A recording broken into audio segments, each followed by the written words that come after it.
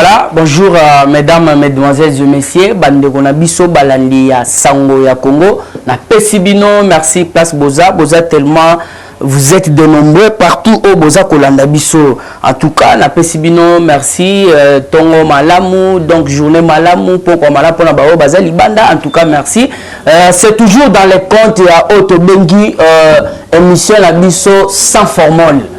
Alors, boza tellement ébélé la banzi bamsusu bazana kati ko s'abonner lokola Auto Bengi famille Bokungu toza banatasha Bokungu bazali ko s'abonner massivement puisque baba ndaozo Auto Bengi actualité oza donc ba information vraie. Ya mona mona to lobaka chaque fois que non ezali émission na biso sans formule, cela veut dire donc okuta Auto Bengi ba décheté na kati. Voilà, sans plus tarder bande ko na ngai encore une fois de plus na pesibi nombo te Place Boza.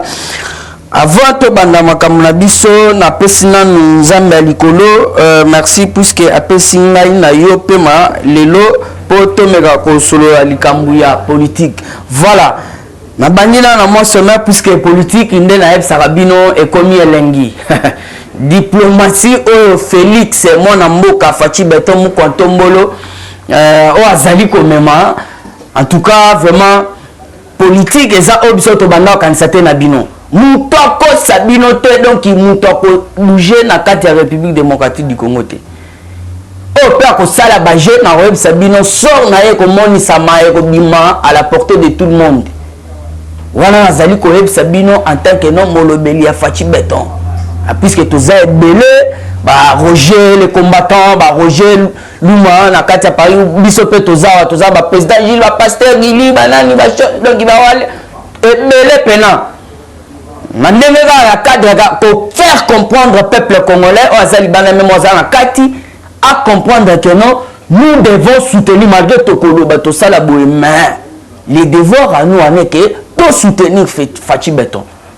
Donc soutien kaka. Donc kaka soutien on a soki to pesa mo konza mboka en tout cas donc ba chinois hein ba mindele ba banda ya boke bana liloba papa Etienne Kisekedi wa Mulumba alobi UDPS au pouvoir même ndela kotala Auto Bengi Congo na fenêtre. Alors il faut bien comprendre sans plus tarder banda on a robeta lisolo ya juge Raphaël to moni famille ba rejeté. Donc Auto Bengi résultat oh ba ngo ba sali ya autopsie. Na ebisaki bino donc makambo eza mabeza koinda. D'abord pour na bango il fallait qu'il ba saisir hein ba expert ba to libanda hein ba sala Auto Bengi autopsie du fait que bango ba sali ba lobi azwa ki ba kuna mutu tout ça. Alors c'est santé qui peuvent nous dire comment ba nani peut ba betager bilo na mutu.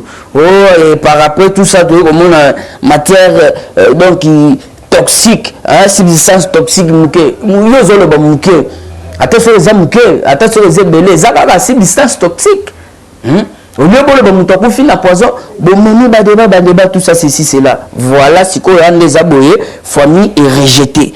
La famille de juge Raphaël Yangi rejette en bloc les résultats après l'autopsie de leur frère. Voilà.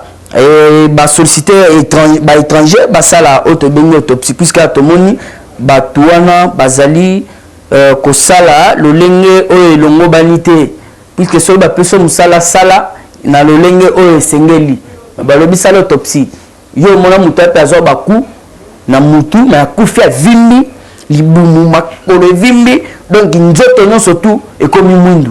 Alors comprenez que non mutu ba tcheli poison. Faut vous aller clair dans le langage, même Zamba Nikolo a conséplaté. Le corps humain est sacré. En tout cas, famille wana nazo sepela na likanisi bazui pour na ko saisir ba Auto Bengi ba expert étranger na mambo etali ba autopsie. Voilà. Toko beta pe masolo ya Auto Bengi Jean-Marc Kabunda. Voilà. C'était une déception. Puisque le temps nous fait défaut. Voilà. Chers Congolais, chers combattants, Place Boza. Congolais, Congolaises en général. Nous avons évité que FCC tozali ko bundana bango jusque là. Tozali ko bundana bango. Si boyo qui m'a ramené surtout Jean-Marc, ceci, cela. Mais non, il y a eu de l'argent au Tambolina, c'est Sénat n'a rien bangoté. Et Mouba il a la Jean-Marc pour accueillir Mbongo zo Tambola. Bino bozo mona teke o ezali bitumba donc il n'a rien surtout. Il y a un ebisaka bato belé que politique échanger et commis à beauté commis à molimo. Jean-Marc a pas l'invité 86 700 000 gigas.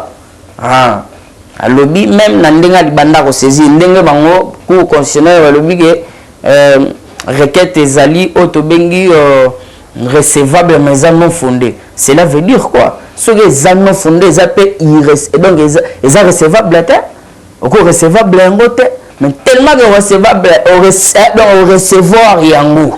Donc vous appelez na makoki ya ko commissaire ngo fondé. Alors, après avoir aux hommes au Benina, Mabunda, tout ça, puisque ça corruption à corruption. J'y joue à Balia, Mbongo, Tamboli, un émorant au Saranata. Puisque Kabal, surtout contre Jean-Marc Mbongo, fait Tambola. N'a pas dit que ça a été lisango et Kangami na Mbongo. N'a pas été la li solo, n'a pas dit que non, même na Auto Bengi,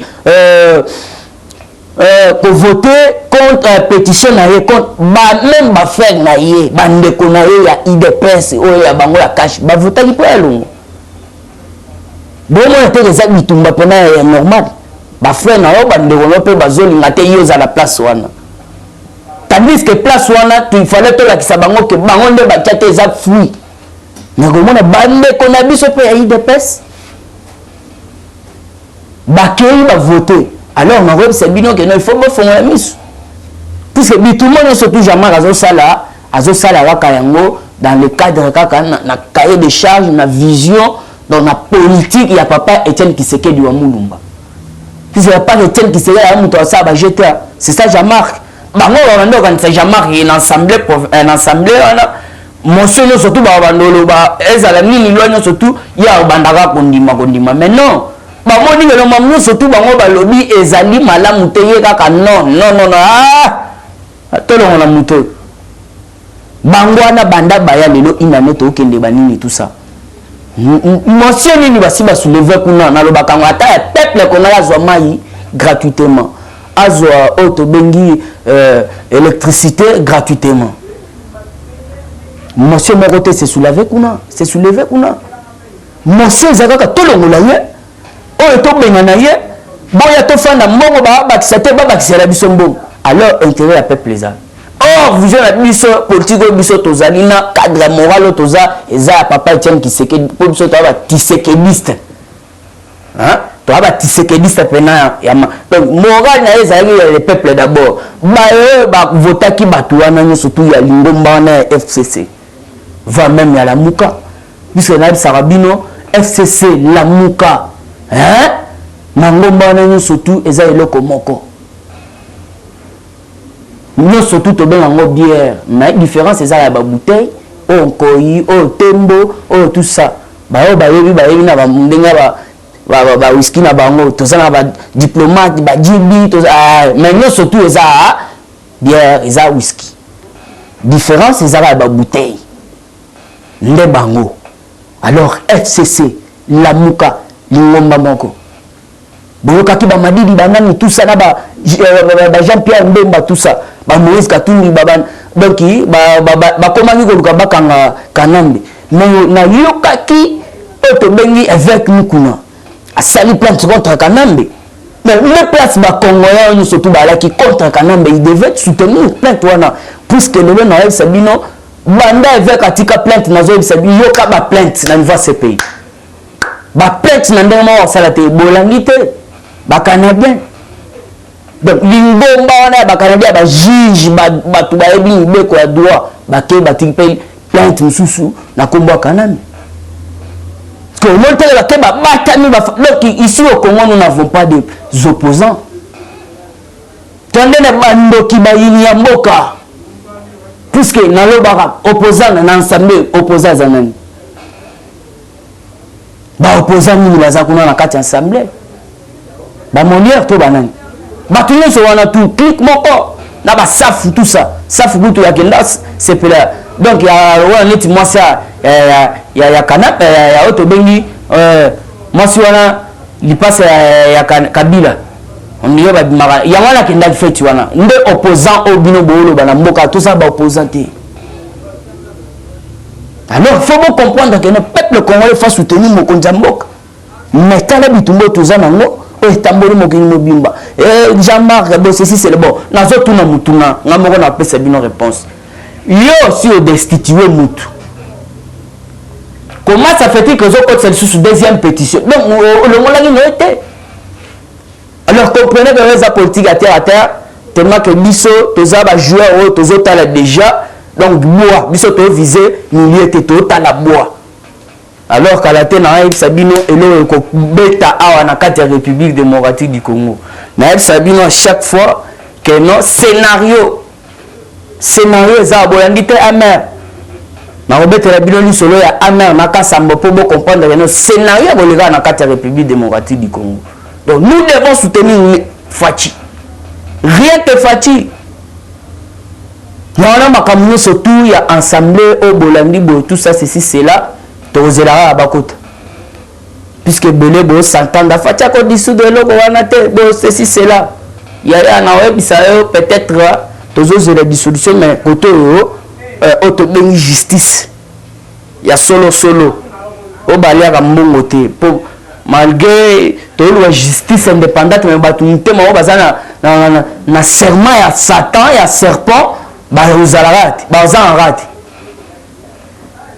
il y a un moni à chaque fois il y a maman frère papa na ngai tsoko bon de la raison pe justice en Zambie justice ya biso mboka tcha na mboka en Zambie puisque justice ya liboso o ezalaka na injustice eza justice en Zambie il y a un faut comprendre que non justice wana nde tozolu kana kati mboka ah ce que to moni Jean-Marc ba lobi ni requête na ye eza recevablement non fondé bon kaka bangonde bakoye biso non fondé des années après avoir aux mbongo à travers ba minako tout ça ko créer maman mususu voir même bandeko ya Jean-Marc kaka bandeko ne peut propre ya IDPS nde bakayi ba voter yango alors il faut comprendre non wana eza politique te wana tozali komona yango ezali ba accolade hein ba accolade na ba entre parenthèses ba biloko ndenge wana alors c'est un peu to banana ngolongo la collade to longoli ba nde ba biloko wana alors qu'à la tête il faut bien comprendre to le kina likambo Jean-Marc pour tout monopoliser parole te bandeko na ngai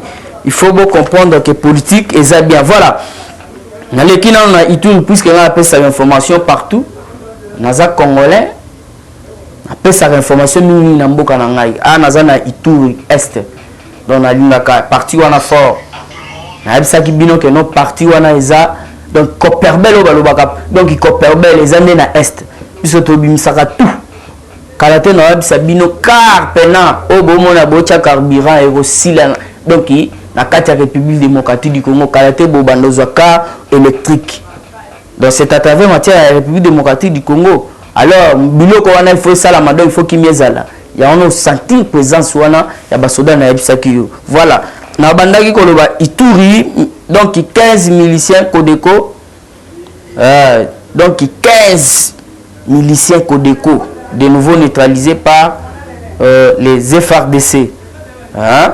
Alors ndenge zawana faut boyeba keno makambo za bien ba neutraliser ki bango pe bazwa ki mo ba arme lourde sophistiquée donc to ba AK4 ba donc ba sorte tout Kalachnikov bazwa ki ba biloko wana pe ba neutraliser ki bango puisque mokonzi mboka lobby est il faut la pacifier na kima même ba konji bazakuna bazui déjà mbela ba beti déjà mbela donc a ande zawana opération donc litite ningana te alors ndezana ba komo kima bazokende nde ba triangle na bango alors cela veut dire bitumbetikali muke sur 100% toza déjà 97% donc 3% wana kalate boko sentir ango voilà toujours na kati ya actualité politique bandeko na ngai na koyebisa bino ke non na Maniema na ye kotala ete 100 jours ya mokonzi mboka to ye kotala ke oto bengi ba proclamer à travers procès na mokonzi mboka bango bazali koloba ete procès ya nini pardon procès à 100 jours ya misala ya mokonzi ya mboka oyo babandaki kosambisa ndeko na bango Kamere tomoni bandeko ya Maniema ya wana na bengi bango bapro Kamere. Alors soko komi pro mutu da koyebisa yo ndeko na ngai ozo perdre ya ngonga. Alors mutu akotikala mutu donc il faut comprendre mamsusu tosala mutu ayibi mbongo leta bakanga ete bino bolobi bo exiger acquittement na ye lokola innocent. Mais il faut faire beaucoup d'attention. On surtout à commémorer au salaire des ordres dans kati ya mboka au fatia zokonza à cause ya ko instaurer état de droit, à cause ya ko instaurer autobengi lutte contre la corruption. Mutarote le mana to mona neti monguna. Mbongo na kutu l'air ba yibaki yo liaki ata sans fate no telemi na Maniema ozolo ba di n'importe quoi. Eza bien te bino bato pro Kamere bozala ini biso to bomi o to bengi coalition na binote to bengi nde mutu to bandaki koloba yango to bomi coalition ezali mais to zinde mutu e fala samba bakuti coupable c'est tout. Alors ndenge zana boluka ko créer des ordres. Ce n'est pas le moment de créer des ordres puisque babiloko bo sala wana IDPS ça salé là on a époque papa Mobutu tout ça ceci c'est là. Alors bino bo sala neti bo bandelango donc bo bandelango bazage donc pesa elo hotel liboso muto asala ba biloko wana. Alors na oyi sebino bozala calme tozala ini tenons-nous main dans la main au lieu de division kabola banini donc il faut soit na et faire avancer kamboka te bande kwa Maniema ba tota Maniema boye ba ke Maniema ezali lokola mboka mususu te ezala na kati ya Congo yango na prêchera toujours bolingo. Donc c'est dans l'amour ototonga mboka. Alors ceux qui les longa na yibi bakanginga bandeko batelemi boye tout ça na banda ko yebisa bino jour moko balingi bakanga to bengi mona ntim bandeko kuna batelemi bakanga je donc kungu bandeko na biso ya oto bengi ya Lubumbashi batelemi bakanga Kamere tala bino pe kuna na Maniema bakindu botelemi fayulwa na yebite sogi batu mususu ba yebise to aza mutabandu bolinga botelema. Donc bomona teke bozana ba parti puis même muluba o pena azana posa ke basangisa ngo ka changer asali mabe na miso batutu. Donc muluba zo nga bakanga chibala basangisa ye après avoir ko trahir. Donc muluba zo nga donc na koloba mambo belete. Alors ko comprendre que muluba azana kalme azobundisa mutu te azosala le côté avec mukuna yona bakanga yo moni muluba basali muluba attaquer même basali ko landela procès. Mais photos à la bolingo au lieu ya boye biso toza batotel ba pro puisque ya ba lobi bien ba pro quand même ne balingo basama. Alors je vous préviens de konangai eza ba peine perdue botika mutu asibi ba sort na ye puisque na yebi sabino 20 ans à 25 ans de prison et kobima wana na ndenge moko ya osala ba jeté toujours na carte actualité politique puisque toke ko chiter. Il faut bien comprendre que l'affaire Mokuna, je viens de le dire, vous avez suivi de partout, le lobby, 20 ans, tout ça, ceci, c'est là. Bon, le lobby n'a pas surtout sué Zanini. Maintenant, la web Sabino, si Dieu est pour nous, qui sera contre nous? Si Dieu est pour nous, qui sera contre nous? Dans le lobby, puisque Dieu est à nos côtés, togolonga posé wana puisque boye na vidéo tout le monde a monté et vers exemple la chaîne en tant que sportif na vidéo wa et le moko teza na boche wana. Alors tokolinga toyeba vraiment nani azala base na mwana puisque na moni ezala ola posé mo boye donc mutu yo surtout akomo ya kata avec no ba sali 20 à 20 tout merci mais yo kati 20 à posé silita. Alors, vous avez bakateli avec 20 ans. Puisque le procès est une confrontation directe. Auto bengi ba témoin, mususu bazalaki, mususu balagite. Alors, ça procès. Voilà, toujours dans la actualité politique, il faut bien comprendre que non, makamboza bien. Awa, na moni information, ezali boye. Le député de la RDC Bazabatu Tokolo Bani Bazabandoki. Bazabandoki, pourquoi? Du fait que bokono ezali ko faire ravager ko faire souffrir bana mboka bokono kindoki boskize ngai bango voilà ndeko c'est ça pesa ba bolima na ye mais awa yo zoko sakaka ba matisa bo ceci cela bolanda exemple ya Algérie Maroc na ba Turquie balanda ba exemple wana alors pourvu que boyaki na kindoki pourvu que boyaki na ba otobengi ba intention na bino na ba donc ambition na bino donc il y a ko seran donc bino mo micro ça va riche bo banda donc ko zo ba otobengi ba prime tout ça il y a on a besoin d'angelo ko sala mais solo yaki en tant qu'élu du peuple on a qui au songer pour na peuple il y a on a la carte République démocratique du Congo permettait le terme tous na ba sorcier du peuple donc ba toi na ba ngimbo kate ba tu bazuba masasi ngubila kuta ye a signé 5000 donc 5000 donc sans papier, sans récit. Il y a mouton à la tikachinette.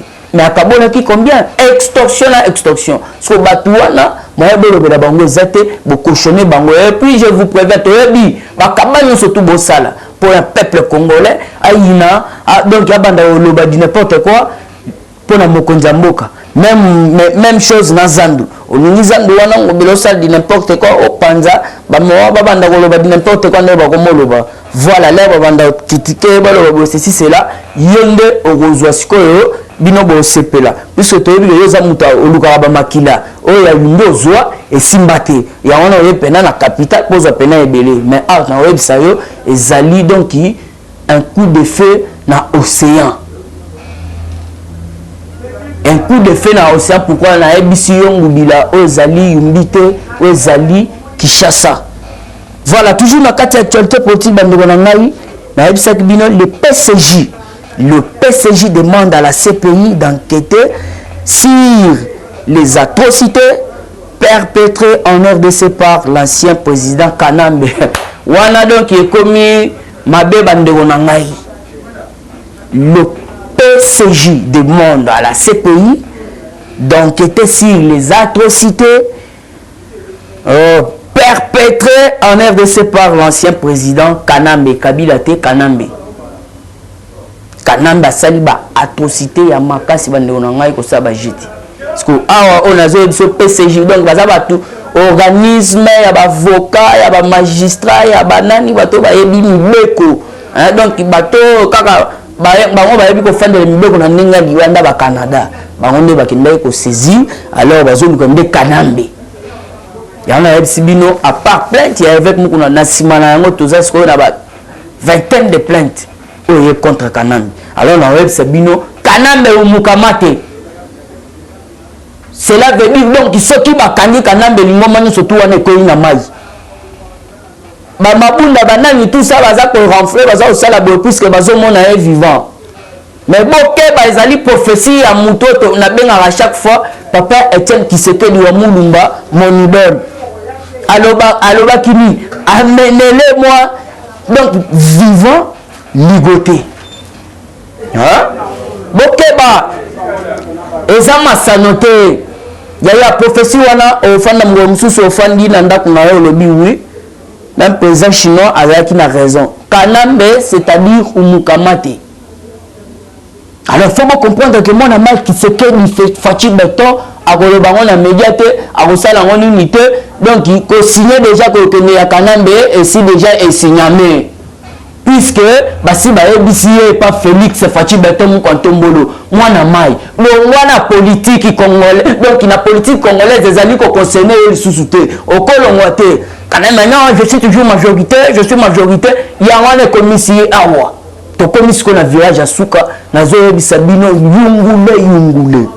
Voilà, oui, Maïmaï ont été présentés dans une autobengi gargaison des.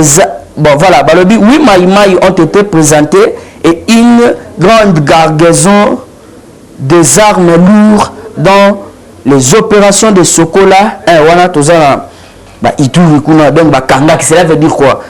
Oui, maïmaï bakangaki baza bato babana coopérer, donc bazali coopérer bango, donc bazoya na sima troupe na bango eza donc bango baza lokola ba éclaireur alors leur bango bazomona territoire village bien donc moyen ba conquérir yango eza ale te mamoko fe bandi ya no yoki a ndeza na bakangaki bango nde ba présentaki bango na ba biloko na bango bazalaki nango lokola ba arme toujours na Ituri bandeko na ngai na mboka oyo Karamba na mboka oyo Aru voilà mboka wana balobi c'est là où les réfugiés sud-soudanais pillent et violent et tuent les vieux autochtones. Le ministère intérieur de la province appelle à l'identification et appelle le gouvernement sud-soudanais à rapatrier ces rebelles. Voilà, cela veut dire quoi? Awa na mboka oyo ba sud-soudanais baza lokola ba réfugiés ba mbengi baza ba réfugiés or baza ba rebelle bafani na mboka oyo côté Ituri na Karamba na Aru ko bakomi ko boma bave ba autochtone bazali ko piller ko violer mais bango baza ba réfugiés pourquoi ko sala ba biloko bongo donc yeza na main noire eza na se wana yango na ministère ya affaires intérieures ya province wana bazali ko beta mbela il faut que le kana identification puisque baza ebele o ba mbengi ba réfugiés donc ba koti déjà na ba avenue ba koti déjà na ba quartier moyen ko identifier bango eza sikoyo moi problématique alors ba sengi pe na gouvernement sud-soudanais baya bazwa batuna bango balugela bango place bakende puisque trop c'est trop l'esco fatia ko frapper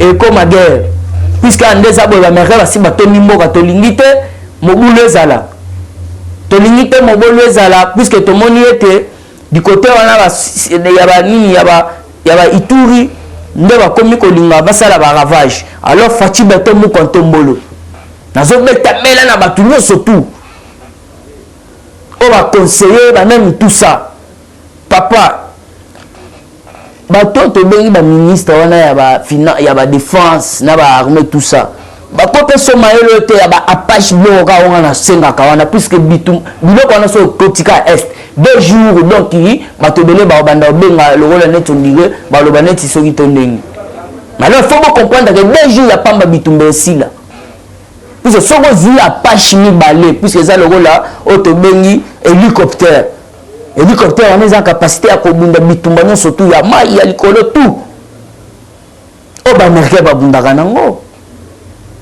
faut quitter est na ba illet wana ultra violet na ultra rouge eza ba arme o donc ba F16 na ba masasi wana donc soki côté mamoko fandi nde ba bloc faut utiliser kuna puisque to moni que non bitumba ya se eza lisusu ko kokate il faut to changer plateau za la sikoli kolo alors mu kontombolo tellement aux ana souci donc priorité na la liboso ezalaka nanu mpe mboko ezala pacifier na kimia puisque andeza boye na 2021 photo ya mabapa photo ya mababa donc batumine na kati ya République démocratique du Congo ba Trump ba oya bato belé ba diplomate belé alors mboka efre ezala pacifier donc il faut qu'on utilise siko papa ate soko sombite ba pesa nyongo puisque wana ezali idée ya bien idée pena kitoko to partager on a papa Alberto na Allemagne na la kisal PV na ngai auto bengi e faux perso tellement na tete tanga ba kombo puisa ba tuminene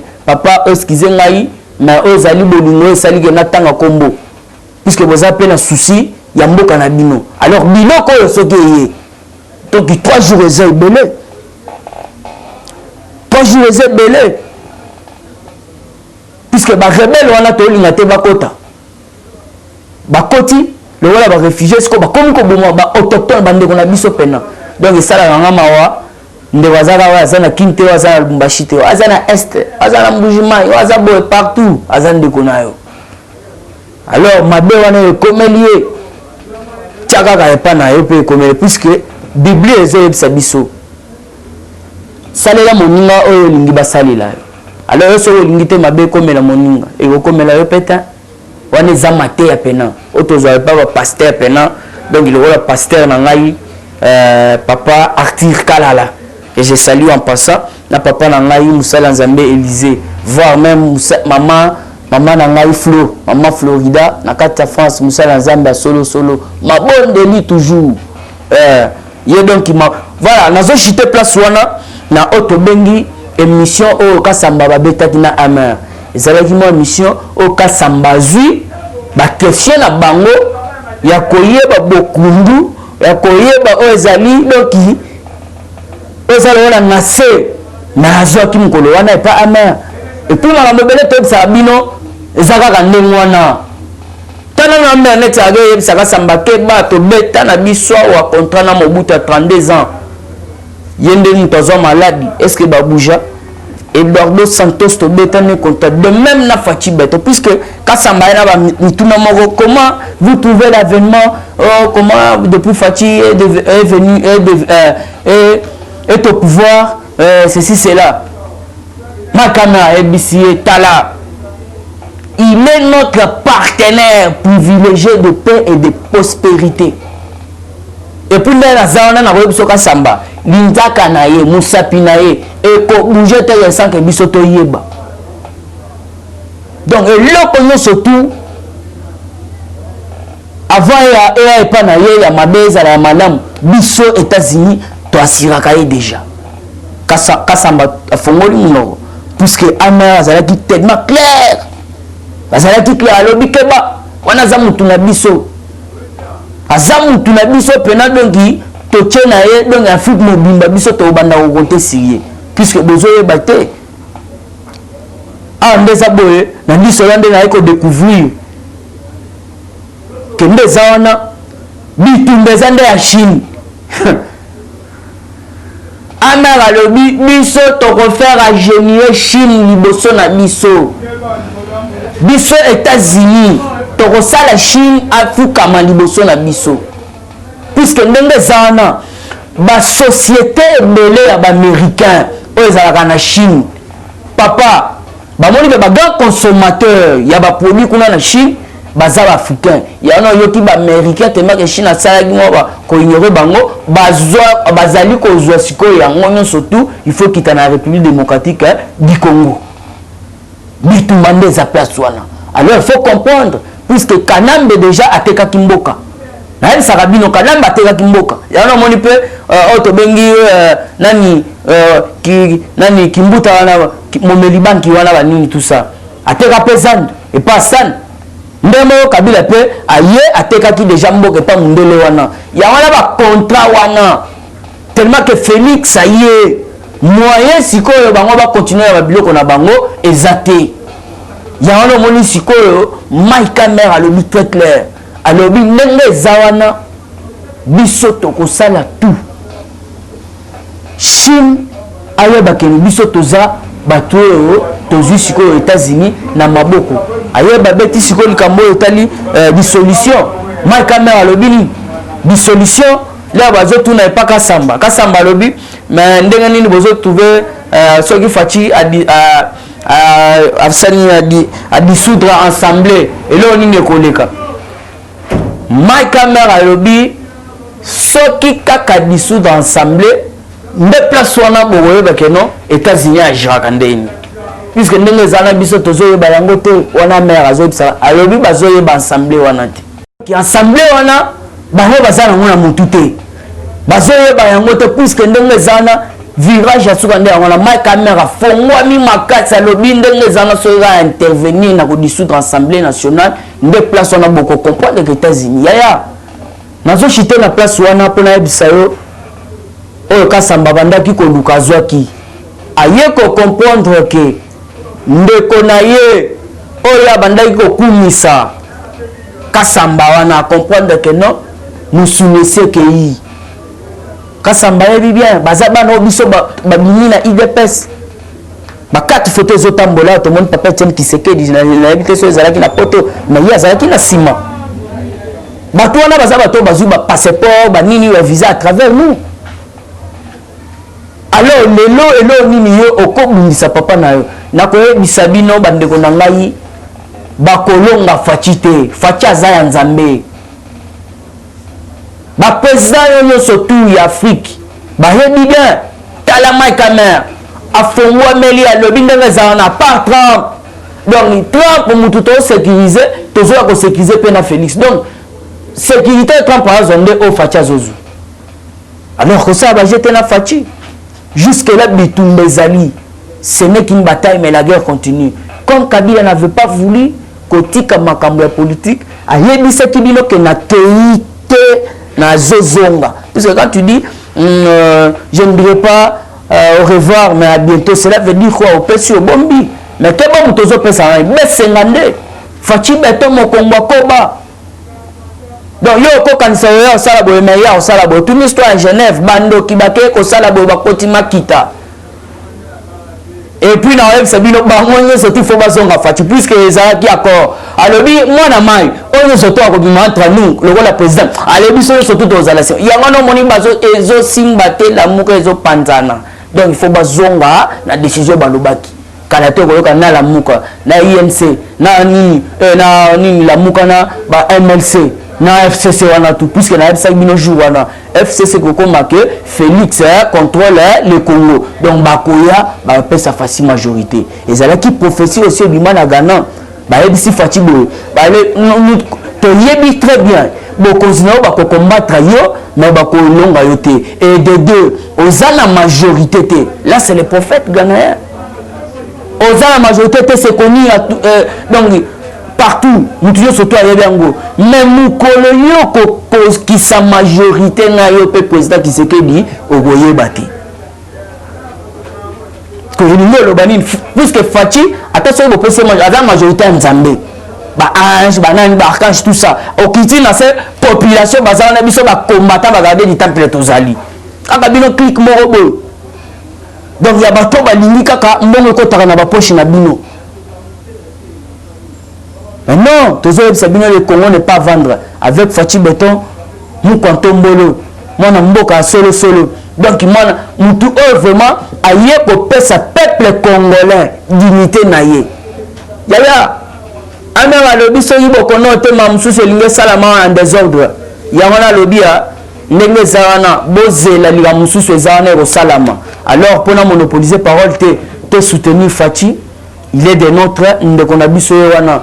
Tolongola ba querelle tolongola ba mamu surtout ya mke puisque yende muto aye ko pesa biso changement ya mboka puisque yende aye ko incarner changement ya République démocratique du Congo. Voilà na pesi merci na ngai na auto bengi Serge Moura iboso na sima ya caméra na pesi yo merci ebele ndeko na ngai zala toujours kaka envie nzamba batelo puisque ozali ko exposer ko pesa biso espace pour te bisabandeko ezali politique en tout cas merci na yo na pesi merci na na auto bengi famille Bokundu voilà famille Bokundu na pesi bino merci ebele puisque na lingi bo s'abonner boza ebele na lingi bo s'abonner wana bo banda ko landa vérité sur Sango Congo to lokola Natacha Bokundu donc tozala bato ebele balandaka lokola oto bengi Gaïlo Bokundu na oto bengi pe Leda Bokundu boza ebele famille Bokundu na ebisibino bolanda toujours Sango Congo bokozwa mama na news selon mambu bino boluka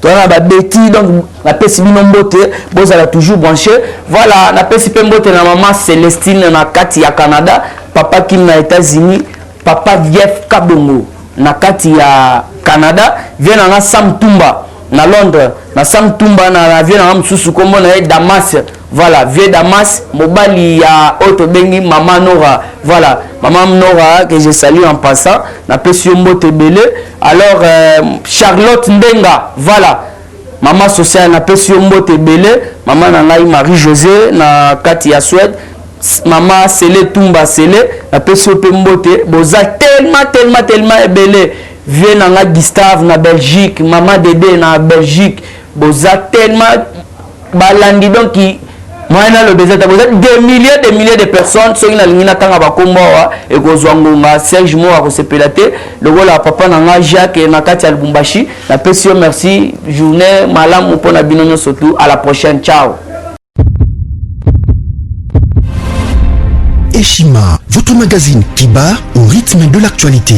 Retrouvez la nouvelle édition exclusivité. L'an 1 des Basseyane Nanga. Métamorphose et décollage de la province du Haut-Ouélé. À la manœuvre, Christophe Nanga. Avec abnégation et patriotisme, les gouverneurs Basseyane est déterminé à lancer la province du Haut-Ouélé sur la voie du développement intégré.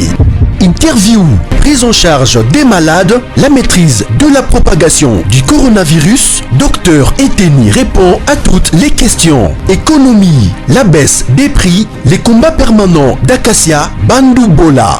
Dossier Eshima, mécanisme national des suivis historiques et réalisations. Focus, Sele Yalagouli propose des nouveaux paradigmes de développement indispensables à la relance de l'économie.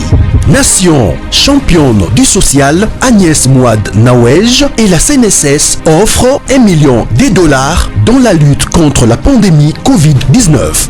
Moussa Mondo sensibilise et prend en charge des personnes vulnérables. Parité, Olive Lembe Kabila, modèle de générosité et d'entrepreneuriat féminin. Afrique, un déconfinement aux multiples facettes. Retrouvez l'intégralité du magazine Eshima dans les kiosques. Eshima Magazine, un nouveau standard d'information.